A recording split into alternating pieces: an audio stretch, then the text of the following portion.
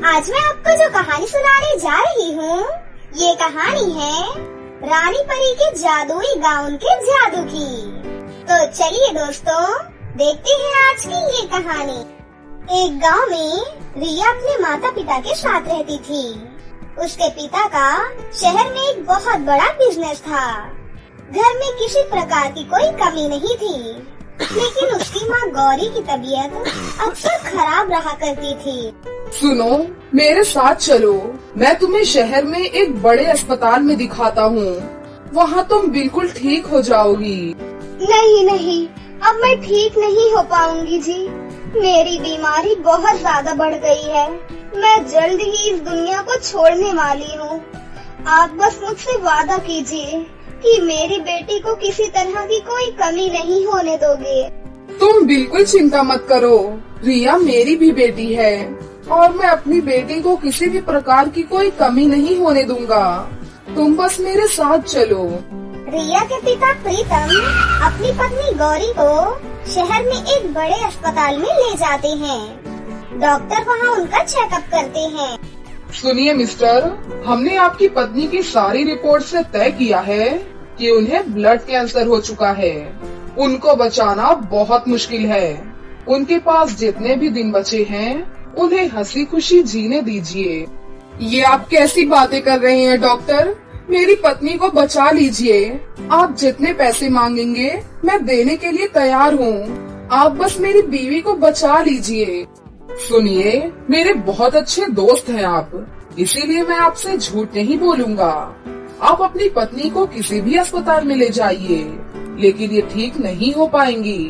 भलाई इसी में है कि इन्हें अपने परिवार के साथ हंसी खुशी जीने दीजिए। इतना कहकर डॉक्टर वहाँ से चले जाते हैं। आप क्यों इतनी चिंता कर रहे हैं मेरी? मैंने आपसे कहा था ना, मेरे पास ज्यादा समय नहीं बचा है। मुझे अपने परिवार के साथ समय बिताने दीजिए। मुझे घर ले चलिए जी।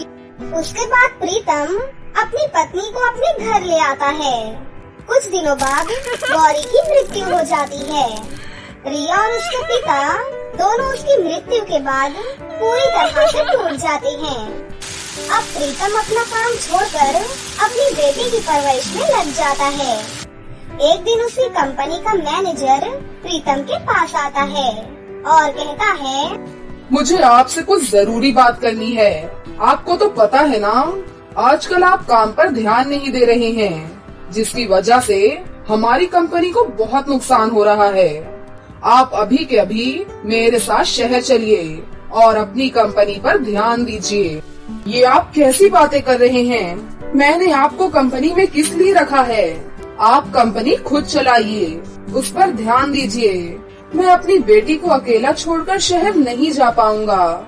घर में उसका ख्याल रखने वाला कोई भी नहीं है। सर, आपके बिना हमें कोई भी कॉन्ट्रैक्ट देने के लिए तैयार ही नहीं है। मैं सिर्फ कंपनी देख सकता हूँ, लेकिन जब तक हमें कॉन्ट्रैक्ट नहीं मिलेंगे तब तक कंपनी कैसे चलेगी सर? ये सारी बातें रिया सुन लेती है और कहती है, पिताजी, अंकल बिल्कुल सही बोल रही हैं। आप अपने काम पर ध्यान दीजिए। मैं अपना ख्याल खुद रख लूंगी पिताजी। लेकिन बेटा, मैं तुम्हें अकेला छोड़कर नहीं जा सकता। मुझे तुम्हारी बहुत चिंता होती है। अगर तुम्हें कुछ हो गया तो मैं जिंदा नहीं रह पाऊंगा बेटी। सर, आप बुरा न माने तो एक बात कहूँ? जी मैनेजर, कहिए। मुझे लगता है आपको दूसरी शादी कर लेनी चाहिए। इससे आपकी सारी समस्याएं भी दूर हो जाएंगी और गुड़िया रानी को उनकी माँ भी मिल जाएंगी। मेरी नजर में एक लड़की है, आप कहे तो मैं उनसे बात करूं? मैनेजर की ये बात सुनकर प्रीतम खुश हो जाता है। आप बिल्कुल सही बोल रहे हैं। मैं अपनी बेटी का अच्छे से ख्याल नहीं रख पा रहा हूँ। अगर इसकी माँ आ जाएंगी तो मैं अपने काम पर भी ध्यान दे पाऊंगा। आप एक काम कीजिए, बात को आगे बढ़ाइए। फिर कुछ दिनों बाद प्रीतम की शादी रानी नाम की एक औरत से हो जाती है।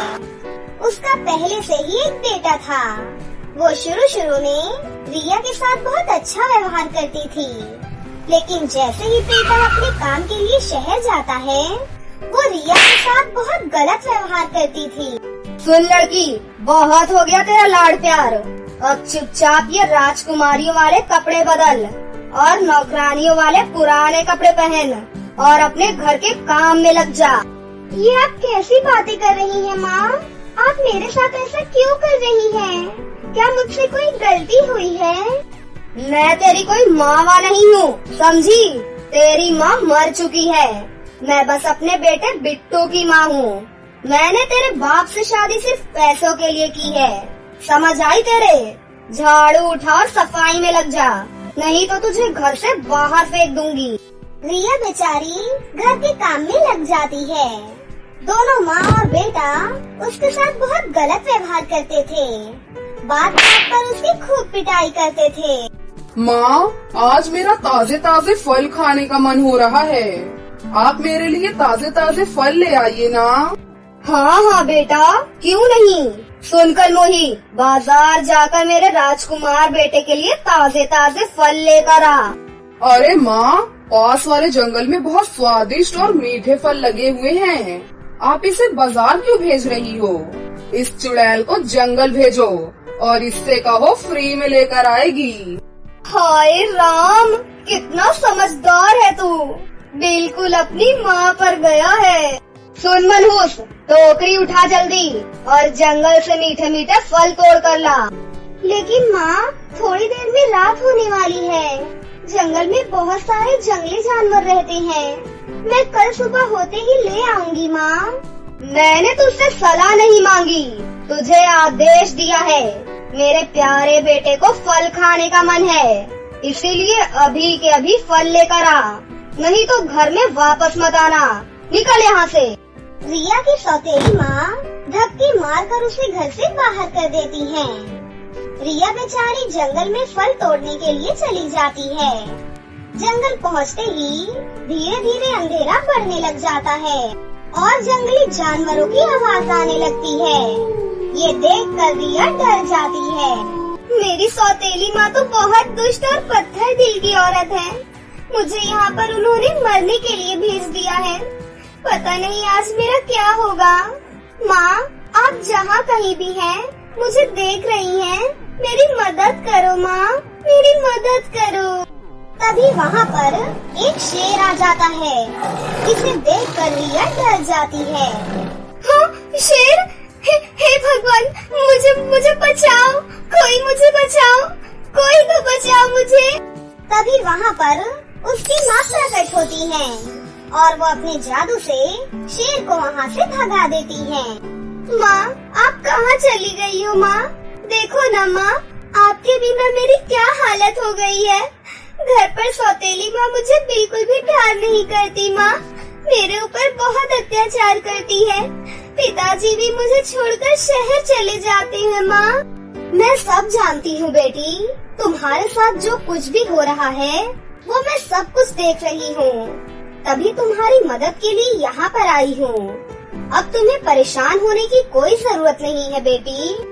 उसके बाद उसकी माँ एक जादुई गाउन प्रकट करती है और कहती है, बेटा ये एक जादुई गाउन है, ये तुम्हारी सारी समस्याएं दूर करेगा और तुम्हारी सौतेली माँ और उसके बेटे को सबक जरूर सिखाएगा। अब तुम यहाँ से घर लौट जाओ बेटी। उसके बाद रिया वो जादुई गाउन लेकर वहाँ से चली जाती है। काम चोर मनहूस, इतना समय कहाँ लगा दिया तूने? मेरा लाडला बेटा कब से फलों का इंतजार कर रहा है। और महारानी इतने सुंदर कपड़े कहाँ से लाई तू? जल्दी से निकाल और मुझे ला कर दे ये कपड़े। अगर आपके बेटे को फल चाहिए तो इसे बोलिए कि मैं इसकी कोई नौकरानी नहीं हूँ। और रही बात इस गाउन की, तो ये कपड़े आपको कभी नहीं मिलेंगे। देखो तो माँ कैसे जुबान चला रही है, इसको खूब पीटो तो इसकी सारी अकड़ निकल जाएगी। उसके बाद रिया की सौतेली माँ उसे मारने के लिए जैसे ही आगे बढ़ती है, तभी हे जादुई गाउन, मेरी रक्षा करो और इन्हें सबक सिखाओ। तभी जादुई गाउन से एक तेज रोशनी बाहर निकलती है और दोनों माँ बेटे को उल्टा लटका देती है। अरे चुड़ैल, क्या मंत्र फूंक कर आई है? एक बार नीचे उतार मुझे, फिर देख मैं तेरी अकल ठिकाने लगाती हूँ। आने दे तेरे बाप को, तुझे धक्के मार कर घर से बाहर करवा दूंगी। तभी वहाँ पर उसके पिता प्रीतम आ जाते हैं और वो सारी बातें सुन लेते हैं। देखिए पिताजी, आपके जाने के बाद ये दोनों मेरे साथ कैसा व्यवहार करते हैं। मुझे माफ कर दो बेटा, मैंने तुम्हारे लिए इस दुष्ट औरत से शादी की। मुझे नहीं पता था कि ये तुम्हारे साथ ऐसा व्यवहार करेगी। दुष्ट औरत, अपने बेटे को लेकर यहाँ से दफा हो जा और कल तुझे डिवोर्स पेपर मिल जाएंगे। उसके बाद प्रीतम दोनों माँ बेटे को घर से बाहर कर देता है और खुशी खुशी अपनी बेटी के साथ रहने लगता है। एक गांव में दिशा नाम की एक लड़की अपने माता पिता के साथ रहती थी। उसके माता पिता एक गरीब मजदूर थे। वहीं दिशा गांव के ही एक छोटे सरकारी स्कूल में पढ़ने जाया करती थी। उसे पढ़ना लिखना बहुत अच्छा लगता था। वो हमेशा क्लास में फर्स्ट आती थी। इसी तरह काफी समय बीत जाता है।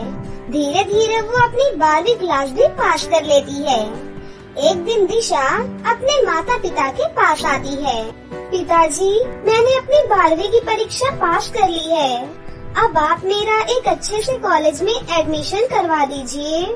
बेटा, कॉलेज तो शहर में है, गांव में तो कोई कॉलेज ही नहीं है बेटी।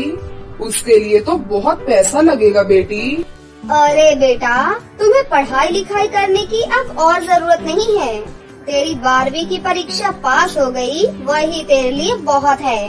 अब जल्दी से एक अच्छा सा लड़का देखकर हम तेरे हाथ पीले कर देंगे बेटी। उसके बाद हम भी मुक्त हो जाएंगे। ये आप कैसी बातें कर रही हैं माँ? क्या मैं आप लोगों पर बोझ हूँ जो आप मेरी अभी से शादी करवाना चाहती हैं? वैसे भी 18 साल से पहले शादी करना कानूनी रूप में एक अपराध है। इसके लिए आप दोनों को जेल भी जाना पड़ सकता है। अच्छा बिटिया, तो अब तू हमें जेल भिजवाएगी? हमने तुझे पाल पोस कर इसीलिए बड़ा किया है। नहीं नहीं माँ, आप गलत समझ रही हैं। मैं तो आपको बस कानून समझा रही थी। मुझे पढ़ाई लिखाई करना बहुत अच्छा लगता है माँ। आप मुझे आगे पढ़ा दीजिए। शादी तो मैं कभी भी कर लूंगी। देख बेटा, हमारे पास तुझे आगे पढ़ाने के लिए बिल्कुल पैसे नहीं है। और दूसरी बात, अगर हमने तुझे ज्यादा पढ़ा दिया तो तेरे लिए लड़का मिलना भी बहुत मुश्किल हो जाएगा। हमारे पास इतने पैसे नहीं है बिटिया कि हम तेरे लिए एक अफसर लड़का चुन सके। जैसा भी लड़का मिलेगा हम तेरी शादी करवा देंगे बेटा। यही हमारा आखिरी फैसला है। अपने पिता की ये बात सुनकर दिशा बहुत दुखी हो जाती है और चुपचाप वहाँ से चली जाती है। अगले दिन, सुन बेटा, तेरे लिए पंकज नाम के एक लड़के का रिश्ता आया है। अरे लड़का विदेश में नौकरी करता है और तुझे भी विदेश में ही रखेगा। उससे भी अच्छी बात ये है कि उसे दहेज भी नहीं चाहिए।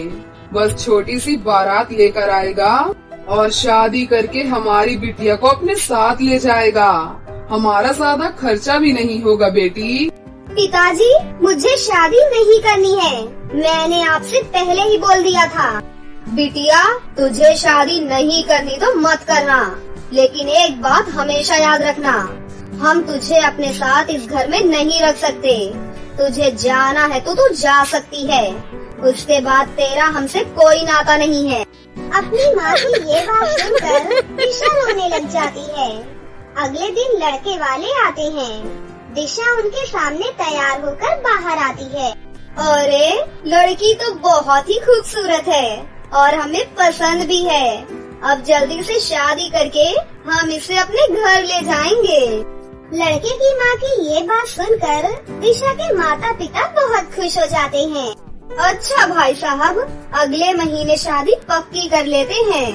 इतना कहकर लड़के वाले वहाँ से चले जाते हैं। वाह बेटिया, कितनी खुश नसीब है तू। तेरे लिए करोड़पति घर से रिश्ता आया है। कितने अच्छे स्वभाव के हैं ये। अरे तू तो विदेश रहेगी अब। मेरी बिटिया, हम तुझे विदेश तो क्या, गांव के बाहर भी नहीं घुमा पाए। जा बिटिया, अपनी शादी की तैयारियां कर। दुखी होकर दिशा अपनी शादी की तैयारियों में लग जाती है। एक दिन वो बाजार से शॉपिंग करके घर लौट रही थी। तभी उसे पंकज एक लड़की के साथ गुलछर्रे उड़ाता हुआ दिखाई देता है। सुनो ना, मैंने सुना है अगले महीने तुम किसी गरीब लड़की से शादी कर रहे हो। अरे नहीं नहीं बेबी डॉल, मैं उससे शादी नहीं कर रहा, बस शादी का नाटक कर रहा हूँ। शादी के बाद मैं उस लड़की को सही जगह ठिकाने लगा दूंगा, जिससे हमें बहुत सारा पैसा मिलेगा। उसके बाद हम दोनों शादी करके कहीं दूर चले जाएंगे। इतना कहकर वो दोनों जोर जोर से हंसने लग जाते हैं। अच्छा, तो ये धोखेबाज लड़का मुझे धोखा देने वाला है, मुझसे शादी करने के बहाने मेरा गलत इस्तेमाल करने वाला है। मुझे जल्दी से ये बात अपने माता पिता को बतानी होगी। दिशा जल्दी से अपने माता पिता के पास जाती है और अपने माता पिता को पंकज की वो सारी बातें बताती है। ये सुनकर उसकी माँ को गुस्सा आ जाता है और वो दिशा को एक जोरदार थप्पड़ मारती है। अरे हरामखोर, मैं सब जानती हूँ कि तुझे उस लड़के से शादी ही नहीं करनी। मुझे सब पता है कि तू उस बेचारे मासूम से लड़के को बदनाम करने के लिए ये सारी बातें बोल रही है, लेकिन मैं तुझे अच्छे से जानती हूँ कि तू कैसी लड़की है। मैं तेरी किसी भी बात पर बिल्कुल विश्वास नहीं करूँगी दिशा। पिताजी, आप तो जानते हैं ना पिताजी, मैं कभी झूठ नहीं बोलती। मेरी बातों पर यकीन करो पिताजी, मैं सब कुछ अपने इन कानों से सुनकर आ रही हूँ। बस करो दिशा, मुझे तुमसे ये उम्मीद नहीं थी। तुम हमारे सारे समाज में हमारी नाक कटवाना चाहती हो और हमारा सिर समाज के सामने झुकाना चाहती हो। अरे उसके जैसा लड़का तो तुम्हें पूरे समाज में नहीं मिलेगा। तुम्हारी किस्मत अच्छी है कि वो लड़का खुद तुम्हारे पास आया है और तुम हो कि अपनी ही किस्मत पर लात मार रही हो। रोते रोते दिशा वहाँ से चली जाती है। हे भगवान, पता नहीं उस लड़के ने मेरे मम्मी पापा पर क्या जादू कर दिया है। मेरे माता पिता को मुझ पर विश्वास ही नहीं। क्या करूँ अब मैं, मुझे कुछ समझ ही नहीं आ रहा। धीरे धीरे काफी दिन बीत जाते हैं। अब शादी में सिर्फ 2 ही दिन रह जाते हैं। ये ले दिशा, ये पैसे रख और अपने लिए शादी का एक अच्छा सा लहंगा लेकर आ। दिशा पैसे लेकर वहाँ से चली जाती है। अब शादी में सिर्फ 1 ही दिन बचा था। मुझे कुछ नहीं समझ आ रहा कि कैसे रोकूं मैं इस शादी को। कोई तो मेरी मदद करो, मुझे कुछ भी नहीं समझ आ रहा। हे भगवान, मेरी मदद कीजिए। दिशा दुखी होकर एक पार्क में बैठी हुई थी और जोर जोर से रो रही थी। तभी वहाँ पर गरीब लोगों की मदद करने वाली एक परी आती है और दिशा को वहाँ देख लेती है। अरे, मैं तुम्हें बहुत देर से देख रही हूँ, तुम इतनी परेशान क्यों लग रही हो? सब ठीक तो है ना? मुझे बताओ क्या बात है, तुम रो क्यों रही हो? दिशा परी को वो सारी बातें बताती है। परी जी, मेरी शादी में सिर्फ 1 ही दिन बचा है और वो लड़का मुझे बिल्कुल ठीक नहीं लग रहा। आप ही बताइए मैं क्या करूं? तभी परी दिशा को जादुई लहंगों के झरने के पास ले जाती है। बेटी, ये जादुई लहंगे का झरना है, यहाँ से एक लहंगा तुम अपने साथ ले जाओ। तुम इससे जो भी मांगोगी ये तुम्हारी सारी इच्छाएं पूरी करेगा। इतना कहकर परी वहाँ से चली जाती है। दिशा खुशी खुशी परी का जादुई लहंगा लेकर अपने घर वापस आ जाती है। हे जादुई लहंगे, जिससे मेरी शादी हो रही है, वो लड़का कैसा है, मुझे जल्दी बताइए। जो तुम सोच रही हो वो बिल्कुल सही सोच रही हो। वो लड़का बिल्कुल अच्छा नहीं है, वो अपने स्वार्थ के लिए तुमसे शादी कर रहा है। जादुई लहंगे, तुम कुछ ऐसा जादू करो कि जिससे मेरी ये शादी ही ना हो और सबके सामने उस लड़के की सच्चाई सामने आ जाए। तुम चिंता मत करो, कल जब तुम्हारी शादी होगी तब तुम सिर्फ एक काम करना, तुम अपनी शादी में इस लहंगे को पहन लेना। लहंगे की ये बात सुनकर दिशा बहुत खुश हो जाती है और खुशी से नाचने लग जाती है। और तभी वहाँ पर उसकी माँ आती है। तुझे इस तरह खुश देखकर मैं बहुत खुश हूँ बेटी। कल तेरी शादी है तो हम सबको छोड़कर विदेश चली जाएगी। चलती हूँ बिटिया, मुझे शादी की बहुत सारी तैयारियाँ करनी है। कुछ काम हो तो मुझे बुला लेना। इतना कहकर उसकी माँ भी वहाँ से चली जाती है। अगले दिन बारात आती है। दिशा झरने का जादुई लहंगा पहनकर तैयार हो जाती है। हे जादुई लहंगे, मेरी बारात आ गई है। कुछ ही देर बाद शादी भी हो जाएगी। कुछ करो प्लीज, कुछ करो। तभी वहाँ पर पुलिस आ जाती है और आते ही बिना कुछ बोले पंकज और उसकी माँ की पिटाई करने लगती है। अरे दरोगा जी, क्या बात है? आप हमारे दामाद को पीट क्यों रहे हैं? अरे भाई साहब, शुक्र मनाओ कि तुम बच गए।